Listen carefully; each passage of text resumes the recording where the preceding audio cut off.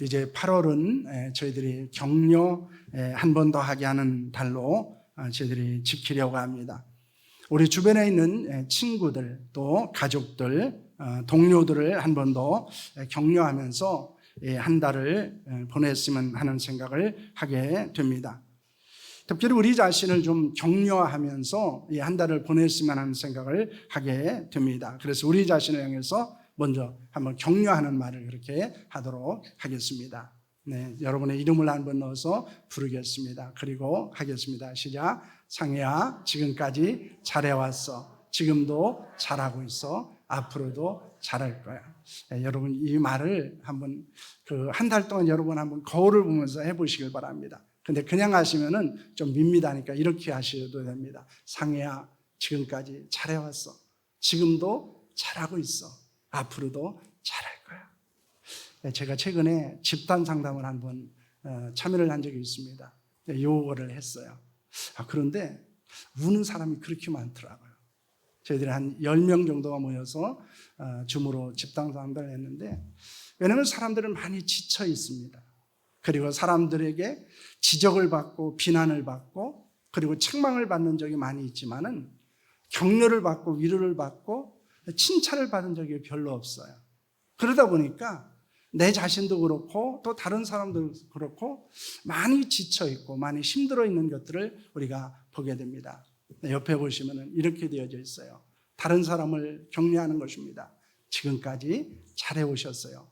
지금도 잘하고 있어요. 앞으로도 잘할 거예요. 여러분 이렇게 좀 격려하시면서 좀 살았으면 좋겠어요. 다른 사람을 비난하고 또 책망하고 또 지적하고 비난하고 이런 것들보다는 좀 격려하고 칭찬하고 위로하는 말들을 저희들이 하면서 이 8월 달을 보내게 된다면은 우리가 좀 힘을 얻지 않을까 하는 생각을 하게 됩니다. 그래서 여러분 힘들고 어려울 때마다 거울을 좀 보십시오. 그리고 여러분을 좀 토닥거리면서 그렇게 말하십시오. 지금까지 잘해왔어. 지금도 뭐 하고 있어요? 잘하고 있어. 앞으로도 어떻게 할 거야? 잘할 거야. 힘내라고. 하나님이 나와 함께 계시고 하나님이 나를 도우시고 하나님이 나를 붙들어 주신다고는 믿음 안에서 여러분 살아갈 수 있기를 소망합니다. 그래서 함께 예배하고 기도하고 또 여러분의 가정생활과 직장생활과 학교생활 가운데서 힘을 내는 그런 은혜가 우리 가운데 있기를 소망합니다. 사도행전은 의사 누가가 기록한 것입니다. 육체적으로 바울은 매우 연약한 사람이었습니다. 그래서 이 의사 누가는 평생을 이 사도 바울의 곁에서 함께 했고 그리고 동역자로서 헌신을 했던 사람입니다. 누가는 사도행전에서 노만을 향한 바울의 여정에 대해서 많은 부분을 언급하고 있습니다. 이렇게 생명의 복음을 전하는 것도 교회를 세우고 섬기는 것도 혼자 할 수 있는 사역이 아니라는 것입니다. 복음을 듣고 믿고 구원받은 하나님의 사람들이 함께 수고하고 헌신해야 된다는 것을 우리에게 보여주고 있습니다. 여러분 그런 수고 헌신은 교회와 성도들이 될 수 있기를 축원합니다. 노만을 향한 바울의 선교 여정은 사도행전 21장에서 28장까지에 나와 있습니다. 사도행전의 약 3분의 1에 해당되어지는 것이 바로 이 노만을 향한 바울의 여정에 대해서 기록을 하고 있다는 것입니다. 그렇다면 이 바울의 선교에 있어서의 이 노만을 향한 이 선교적 열망은 매우 중요한 의미를 갖고 있는 것입니다. 매년 여름이 되면 이제 성경학교를 하고 있었습니다. 그런데 코로나19로 인해서 이 성경학교를 어떻게 해야 될지 참 고민이 많았습니다. 그리고 교회에서 하기로 이제 계획을 세워놓고 있었는데 갑자기 코로나19가 또 확산이 되어지고 그리고 제주도 3단계로 격상되면서 성경학교를 어떻게 해야 되는지에 대한 고민들이 더 많이 생기게 되었습니다. 그럼에도 불구하고 저희들이 온라인으로 그리고 온라인에서 도저히 되지 못하는 그런 학생들은 안전하게 거리 두기를 하고 하면서 이제 여름 성경학교를 진행을 오늘 오후부터 하려고 했었습니다. 그런데 어제 갑자기 또 교회에 이 인터넷이 고장이 났습니다. 그래서 이 지역에 낙뢰 사고가 일어나서 인터넷에 고장이 난 가정들이 많기 때문에 이제 갑자기 이것이 수리되는 것이 아니고 8월 2일 날 월요일이나 수리가 된다라고 해서 이제 일주일 더 연기를 하게 되었습니다. 여러분 많이 기도해 주셨으면 합니다. 그리고 학생들과 성도들을 또 교사들을 여러분 격려해 주시고 또 많이 후원해 주시기를 바랍니다. 2021년에 여름 성화교회 주제는 노마로 가는 길 바울의 교회 사랑 이야기라고는 주제입니다. 노마로 가는 길 그리고 바울의 교회 사랑 이야기가 여러분 성경학계의 주제입니다. 이 주제를 가지고 제가 개인적으로 기도하면서 생각했던 것은 우리가 그러면은 이 주일 학교는 성경학교를 하지만은 우리 장년들은 주일 예배 시간에 이 주제에 맞게 말씀을 나누면서 저희들이 좀 후원하고 기도하고 또 저희들이 격려하는 시간들을 좀 가졌으면 좋겠다. 그런 하나님이 주신 은혜를 저희들이 함께 누렸으면 좋겠다라는 생각을 하게 되었습니다. 우리 모두 같은 마음, 같은 생각, 같은 소망을 품고 기도하고 수고하며 하나님의 은혜를 함께 나눌 수 있기를 소망합니다. 바울은 복음을 전하기 위해서 로마로 가기를 원했습니다. 로마를 방문하고 복음을 전하고자 하는 바울의 간절한 소원과 교회에 대한 사랑은 결국에는 이루어지게 됩니다. 물론 그 일을 이루는 데 있어서 아주 형통하게 평안하게 이루어졌던 것은 아니었습니다. 많은 어려움이 있었고 많은 장애물들이 있었습니다. 그럼에도 불구하고 그 일이 이루어진 것은 하나님의 은혜였지만은 바울의 열망과 사랑이 하나님의 은혜와 함께 역사했다는 사실을 우리는 발견하게 됩니다. 여러분에게는 간절한 소망은 무엇입니까? 그리고 여러분이 가지고 있는 사랑은 무엇입니까? 하나님의 은혜와 역사 가운데서 그 소원과 사랑에 열매를 맺을 수 있는 은혜가 있기를 축복합니다. 바울은 어떻게 로마를 갈 수 있었습니까? 그가 로마를 방문하기까지는 많은 일들이 있었습니다. 화면을 보면 여러분 알겠지만은 이제 바울의 체포와 변호에 대해서 그리고 사내들의 공의 앞에서 신문을 받게 됩니다. 그리고 바울이 가이사랴의 호송을 받게 됩니다. 총독 벨리스에게 신문을 받고 총독 베스도에게 신문을 받습니다. 그리고 아그리빠 왕 앞에서도 신문을 받게 됩니다. 그리고 로마를 가는 길은 아무런 일이 일어난 것이 아니고 유라굴라 광풍을 만나서 죽음의 고비를 넘기기도 합니다. 또한 뱀에 물리는 사람들이 있기도 했습니다. 그리고 그가 로마에 도착하고 그리고 로마에서 생활하고 있는 이런 모습들이 이제 사도행전 21장에서부터 28장까지 자세하게 기록되어져 있습니다. 그런데 우리가 이 사도행전 21장부터 28장까지의 말씀을 잘 보면은 어떤 것을 발견하냐 하면요. 어디로 하나 이렇게 초점을 맞춰서 모든 것들이 진행되어지는 사실을 발견합니다. 그것은 바울의 로마로 가는 길입니다. 그렇기 때문에 하나님께서는 바울이 가는 그 길 가운데서 함께 하시고 그리고 그 길을 인도하시고 그렇게 그 길을 갈 수 있도록 역사하셨다는 사실을 볼 수 있습니다. 우리의 인생도 마찬가지입니다. 지나고 나면 보면은 하나님의 인도하심이 있었습니다. 많은 일들이 있었습니다. 많은 사건들도 있었습니다. 많은 어려움도 있었습니다. 그런데 중요한 것은 하나님께서 어떤 한 지점을 향해서 우리의 삶을 인도하시고 그 삶의 길을 하나님께서 이끄셨다는 사실을 발견하게 되는 것입니다. 혹시 여러분 삶에 많은 어려움과 환난을 겪고 있습니까? 그 속에서 우리는 하나님의 뜻을 발견해야 됩니다. 이런 많은 환난과 역경 가운데서 많은 사건 가운데서 하나님께서 우리를 어디로 이끌어가고 있는가, 어디로 우리를 인도하고 있는가, 그리고 하나님의 뜻이 어디에 있는가에 관심을 가질 수 있기를 소망합니다. 본문은 바울이 가이사랴에서 아그리빠에게 신문을 받으면서 복음을 전하는 것입니다. 바울은 황제 아그리빠 앞에서 유대인들이 자신을 고소한 것에 대해서 변명을 합니다. 그래서 그 변명할 수 있는 기회를 달라고 요청을 하게 됩니다. 아그리빠가 허락을 하게 되자 바울은 손을 들고 변명을 시작합니다. 하지만 그 변명은 자신의 무죄를 주장하는 것이 아니었습니다.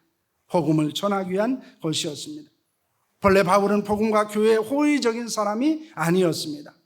그런 바울이 로마에 가서 복음을 전하고 교회를 사랑할 수 있는 것은 거룩한 변화가 있었기 때문임을 우리에게 교훈하고 있는 것입니다. 우리는 바울의 변화를 통해서 복음을 전하고 교회를 사랑하는 것을 배울 수 있다는 것입니다. 왜 우리가 변화되어야 합니까? 우리가 왜 변화를 받아야 됩니까? 그리고 하나님께서 우리를 왜 변화시켜 주셨습니까? 다른 데 있지 않습니다. 우리가 복음을 전하는 자로 살아가기 위함이고 하나님의 교회를 사랑하고 하나님의 교회를 세우고 섬기기 위한 것임을 말씀하고 있는 것입니다. 바울은 전에는 어떤 사람이었습니까? 그런 바울에게 어떤 변화가 일어났습니까? 첫째, 바울은 바리새인으로 생활했습니다.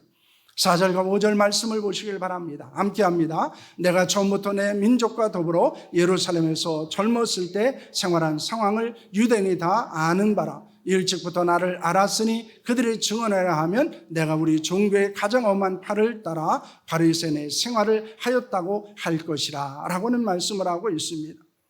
그곳에 있었던 사람들 중에 바울이 젊었을 때 생활했던 것을 아는 사람들이 많았습니다. 바울은 길리기아 다소에서 태어나서 성장하게 됩니다. 율법의 엄한 교육을 받았습니다. 그리고 그는 바리새인으로 생활을 하게 됩니다. 바울의 생활을 하는 데 있어서 중심은 율법이었습니다. 그는 율법주의자였습니다. 그 당시에 유대인들은 예수님을 율법을 폐하러 왔다고 생각을 했습니다. 그러나 예수님은 무엇이라고 말씀하십니까? 마태복음 5장 17절 말씀입니다.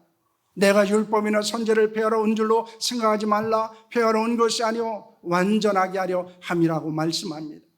유대인들은 예수님께서 율법을 폐하러 왔다고 생각했지만은 예수님께서는 율법을 폐하러 오신 분이 아니라 그 율법을 완성시키러 오신 분이다. 완전하게 하시러 오신 분이라고 말씀하고 있는 것입니다. 바리새파 사람들은 복음은 율법을 대적하는 것으로 생각했습니다.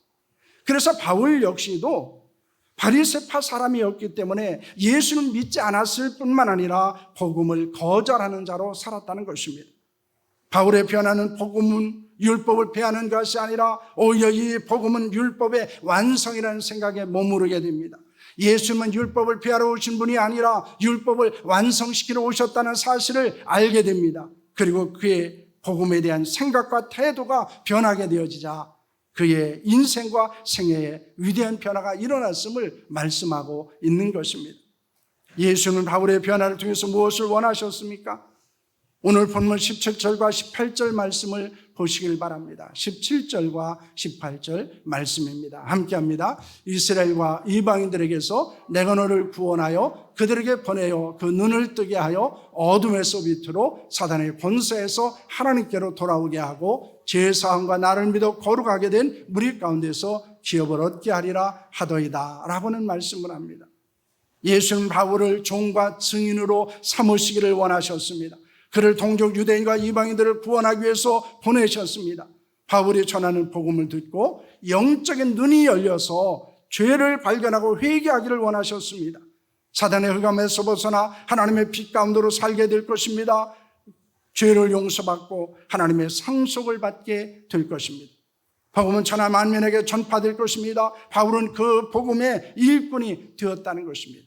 그가 복음을 대적하는 자에서, 복음을 거절하는 자에서 복음을 전하는 자로, 복음의 종으로, 복음의 증인으로 변화된 것을 말씀하고 있는 것입니다. 여러분, 복음이 무엇입니까? 아마 성경에서 가장 선명하게 복음을 보여주는 것은 요한복음 3장 16절일 것입니다. 우리 함께 하겠습니다. 하나님의 세상을 이처럼 사랑하사 독생자를 주셨으니 이는 그를 믿는 자마다 멸망하지 않고 영생을 얻게 하려 하십니다. 여러분, 복음이 무엇입니까? 하나님이 나를 사랑한다는 것입니다. 하나님이 나를 사랑한다는 거예요.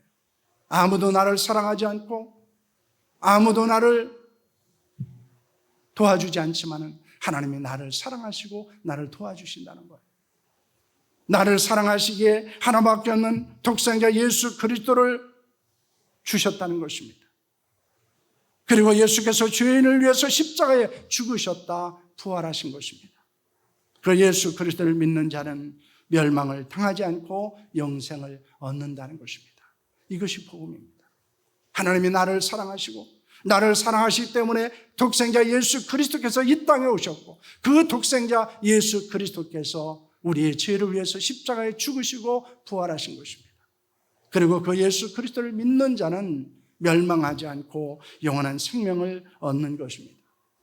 어느 마을에 잘 지어진 아름다운 교회가 있었습니다. 그리고 그 교회 벽에는 선명한 글씨로 우리는 십자가에 못 박힌 그리스도를 믿는다라고는 글이 있었습니다. 그런데 그 벽에 담쟁이 넝쿨이 자라기 시작하면서 벽에 쓰인 글들이 가려지기 시작을 했습니다. 벽에 쓰인 글 중에서 처음에는 십자가에 못 박힌이라는 부분이 가려지게 됩니다. 그래서 우리는 그리스도를 믿는다라는 말만 남게 되었습니다. 얼마 후에 담쟁이 넝쿨이 더 자랐습니다. 그리고 그리스도를 가리게 되었습니다. 그래서 그 벽에는 우리는 믿는다라고는 말만 남았습니다. 그리고 담쟁이 넝쿨이 더 자랐습니다. 그리고 온 벽을 가로막았습니다. 그리고 원래 있었던 글을 볼 수 없게 되었습니다. 그래서 우리는 십자가에 못 박힌 그리스도를 믿는다라고 하는 그 글귀가 사라지게 되었습니다. 여러분, 우리의 신앙도 이럴 수 있다는 거예요. 어느 한순간에 십자가 없는 그리스도를 믿습니다. 어느 한순간에 그리스도가 없는 신앙생활을 하고 있습니다. 그래서 믿음이 있다고 말하는데 온전한 신앙이 아닙니다. 왜냐하면 그리스도의 십자가가 없고 그리스도가 없는 신앙을 갖고 있기 때문입니다. 예수를 믿는다고 말하지만 나를 믿고 있기 때문에 그렇습니다. 여러분, 영원한 천국이 아니라 사라질 세상의 소망을 갖고 있기 때문입니다. 복음에 합당한 삶이 아니라 자신이 원하는 삶을 살고 있기 때문입니다. 복음은 예수 그리스도입니다. 우리는 우리 자신을 돌아볼 필요가 있습니다. 내가 예수 그리스도를 믿고 있는가? 내가 그 복음에 사로잡혀 살고 있는가? 그 복음을 알고 믿는 자에는 놀라운 변화가 일어납니다. 혹시 예수님과 상관없이 살고 있지는 않습니까? 세상의 유혹에 힘없이 넘어지고 있지는 않습니까? 거룩한 생활을 하지 못하고 있지는 않습니까? 그렇다면 우리는 다시 복음 앞에 서야 합니다. 하나님이 나를 사랑하시고 나를 사랑하시기 때문에 예수 그리스도를 보내주셨고 그 예수 그리스도가 나를 위해서 죽으셨고 부활하셨고 그리고 예수님을 믿는 자는 영원에 멸망하지 않고 생명을 얻는다고는 그 복음이 우리의 가슴속에 깊이 있어야 합니다. 우리가 그 복음을 갖고 있다면 그 복음을 통해서 우리는 위대한 변화를 경험할 수 있는 것입니다. 그러므로 많은 사람들이 그 복음 앞에서 인생이 변했고 그들의 가치관이 변했고 그들의 삶의 목적이 변했던 것을 보게 됩니다. 여러분, 복음은 능력이 있습니다. 복음은 구원의 능력이 있을 뿐만 아니라 우리의 삶을 변화시키는 능력이 있습니다. 여러분, 그 복음을 통해서 위대한 변화를 경험할 수 있기를 축원합니다. 그 복음을 통해 우리가 변하면 사람들이 감동을 받습니다. 그 감동은 결국에는 우리가 복음을 전한 자로 살게 만든다는 것입니다. 그렇기 때문에 우리는 복음을 통한 변화를 경험해야 합니다. 둘째로 교회를 박해했었습니다. 10절에서 12절 말씀을 보시길 바랍니다. 예루살렘에서 이런 일을 행하여 대제사장에게서 고난을 받아가지고 많은 성도를 옥에 가두며 또 죽일 때 내가 찬성 투표를 하였고 또 모든 회상에서 여러 번 형벌하여 강제로 모독하는 말을 하게 하고 그들에 대하여 심히 격분하여 외국 성에까지 가서 박해하였고 그 일로 대제사장들의 고난과 위임을 받고 다메섹으로 갔나이다 라고 말합니다. 바울은 아그리파 왕 앞에서 자신에 대해서 이야기합니다. 바울은 나사는 예수의 이름으로 대적하기 위해서는 어떤 일이든 다 하는 사람이었습니다. 그래서 대제사장의 고난을 받아 예루살렘에서 성도들을 옥에 가뒀고 죽일 때 찬성을 했습니다. 예루살렘 교회 집사 스데반의 돌에 맞아 죽는 것을 마땅하다고 생각하고 증인으로 섰습니다. 여러 회당에 다니며 그리스도인을 여러 번 처벌했습니다. 강제로 예수 그리스도를 모독하는 말을 하도록 만들었습니다. 그들에게 격분한 나머지 다른 나라와 도시까지 찾아가 그리스도인들을 핍박했습니다. 바울은 교회를 허무는 일에 열심을 갖고 있었던 사람입니다. 바울은 자신이 전에는 어떤 사람이었음을 고백합니다.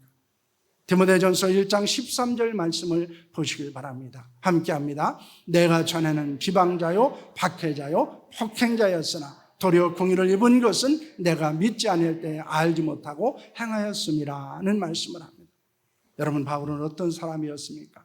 박해자였습니다. 비방자였습니다. 박해자였습니다.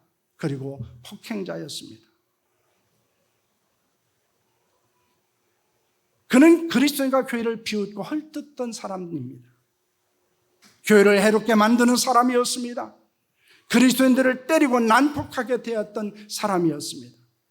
그렇게 비방하고 박해하고 폭행하면서 그것을 죄라고 여기지 않았습니다. 오히려 하나님의 의를 위한 것이라고 생각했습니다. 자부심을 갖고 있었습니다. 그런 바울이 예수님을 박해하는 자에서 예수님의 증인이 됩니다. 교회를 허무는 자에서 교회를 세우는 자로 변하게 됩니다. 바울은 교회를 생각하면 가슴이 뛰었습니다. 심장에 피가 뜨겁게 올랐습니다. 때로는 교회를 생각하며 울기도 했고, 때로는 교회를 생각하면 터질 듯한 기쁨을 주체할 수 없었습니다. 교회 없는 바울은 존재할 수 없었습니다. 왜냐하면 교회는 그리스도의 피로 세워진 그리스도의 몸이었기 때문입니다. 사랑하는 성도 여러분, 여러분에게 있어서 교회는 어떤 의미를 갖고 있습니까? 교회의 중요성과 가치를 여러분 고백하고 있습니까? 여러분, 교회를 가까이 하고 교회를 섬기기를 원하고 있습니까? 우리의 믿음의 선조들은 교회의 중심으로 살았습니다. 교회의 필요를 해서 자신의 필요를 포기하는 것을 그들은 두려워하지 않았습니다. 교회를 섬기는 것을 영광으로 생각했습니다. 그래서 때로는 교회 근처로 집을 옮기기도 했고, 그리고 모든 삶의 중심이 교회의 중심이 되었던 것이었습니다. 그런데 어느 한순간부터 교회는 더 이상 우리의 신앙의 중심이 되지 않습니다. 우리의 삶의 중심이 되지도 않습니다. 우리의 신앙생활에 중요한 가치와 의미를 두지 않기도 합니다. 교회 다닌다는 것이 부담스럽기도 하고, 교회에 자주 오는 것이 때로는 힘들기도 합니다. 왜 그럴까요? 그런데 우리는 교회를 사랑해야 합니다. 교회를 위해서 헌신해야 됩니다. 그것이 예수님을 사랑하는 것이고 그것이 예수님을 위해서 헌신한 삶이기 때문입니다. 왜냐하면 교회는 그리스도의 몸입니다. 그리고 교회의 머리는 예수 그리스도입니다. 그러므로 교회를 사랑하는 것과 교회를 섬기는 것과 그리스도를 사랑하는 것과 그리스도를 섬기는 것은 분리되는 것이 아닙니다. 바울은 그렇게 살았습니다. 하나님은 교회를 축복의 통로로 우리에게 주셨다는 사실을 여러분 믿으시기를 바랍니다. 하나님의 교회를 그냥 주신 것이 아니에요. 교회를 통해서 성도들을 축복하십니다. 그러므로 교회를 우리는 사랑해야 되고, 교회와 바른 관계를 가져야 되고, 교회를 존중해야 되고, 그리고 교회를 섬기는 자로 살아야 한다는 것입니다. 바울은 예수님을 만나 거룩한 변화를 받고 무엇을 고백하고 있습니까? 골로새서 1장 23절에서 25절까지 말씀입니다. 조금 길지만은 우리 함께 하겠습니다. 시작. 만일 너희가 믿음에 거하고 터 위에 굳게 서서 너희 들은 바 복음의 소망에서 흔들리지 아니하면 그리하리라. 이 복음은 전하 만민에게 전파된 바요 나 바울은 복음의 일꾼이 되었노라. 나는 이제 너희를 위하여 받는 괴로움을 기뻐하고 그리스도의 남은 고난을 그의 몸된 교회를 위하여 내 육체에 채우노라. 내가 교회의 일꾼 된 것은 하나님이 너희를 위해 내게 주신 직분을 따라 하나님의 말씀을 이루려 합니다. 아멘.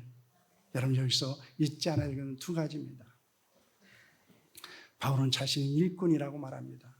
무엇에 대한 일꾼입니까? 복음의 일꾼입니다. 교회의 일꾼입니다. 전에는 그는 복음의 일꾼이 아니었어요. 복음을 대적하는 자였습니다. 그는 교회를 세우는 자가 아니었습니다. 교회를 허무는 자였습니다. 그런데 그는 자신을 교회의 일꾼이라고 고백하고 있습니다. 이것은 위대한 변화입니다. 그리고 우리는 이미 그리스도 안에서 이렇게 변화된 자들입니다. 중요한 것은 이 변화를 유지하는 것입니다. 우리가 복음의 일꾼으로 계속해서 살아가는 것입니다. 그리고 교회의 일꾼으로 살아가는 것입니다. 이것이 우리가 날마다 변화되어야 되고 날마다 저희들이 주의 은혜 가운데서 지켜야 하는 거룩한 사명입니다. 오늘 우리도 바울처럼 고백했으면 합니다. 나는 복음의 일꾼입니다. 나는 교회의 일꾼입니다. 나는 복음을 전하기를 원합니다. 나는 교회를 섬기기를 원합니다. 여러분, 이것이 여러분의 고백이 될 수 있기를 축복합니다.